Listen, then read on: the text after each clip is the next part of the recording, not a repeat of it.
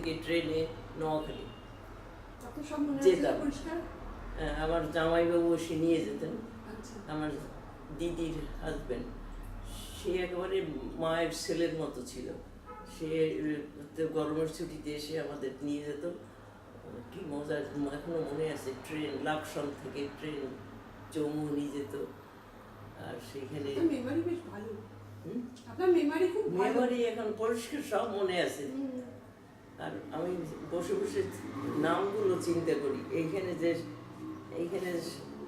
এইখানে যে বললাম অনেক ঘর ছিল, ওরা একটা কমিউনিটির মতো, কিন্তু এটা দাদুর বাড়ির সঙ্গী। সব ছেলেগুলোর নাম মনে করবার চেষ্টা করছি, সবার মনে আছে এখন। যেগুলোকে পাঠশালা করেছিলাম, 1 বছর কি করবো ওদের পড়িয়েছিল।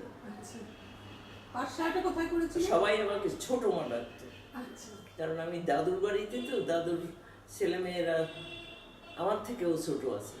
তাই কি আমাকে নাম ধরে ডাকবে, কি করে আমি বয়সে বড়, ছোট মা ডাকতো। এখন তো ঢাকা বিশ্ববিদ্যালয়েও সাইকোলজি ডিপার্টমেন্ট চালু হয়ে গেছে, 3টে ডিপার্টমেন্ট। কোথায়?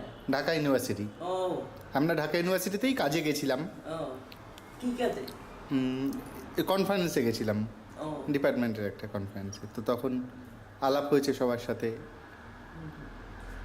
ঢাকা ইউনিভার্সিটি। হ্যাঁ, ঢাকায় ঢাকায় এখন বাংলাদেশে অনেক জায়গাতেই সাইকোলজি আছে। রাজশাহীতে আছে, রাজশাহীতে বোধহয় প্রথম ডিপার্টমেন্ট। সাইকোলজি প্র্যাকটিস করে কেউ ওখানে। আমার কাছে একটা ভদ্রলোক আসে, তা একটা রিপোর্ট নিয়ে এসছে, তাতে বলেছে ওর সাইকোথেরাপি করতে। তাহলে আমি বললাম, তুমি এটা তো করোনি, তুমি। এখানে কলকাতায়? হ্যাঁ, কাছেই থাকে। তা এখানে আমি বললাম, তোমাকে তো সাইকোথেরাপি করতে, হ্যাঁ সাইকোথেরাপি রেকমেন্ডেশন, কিন্তু বোধহয় অনেক করে টাকা নেয় না। ফিজ হবে কত? ফিজ তো এক একজন এক এক রকম নেয়, 200 থেকে 200 300 আজকাল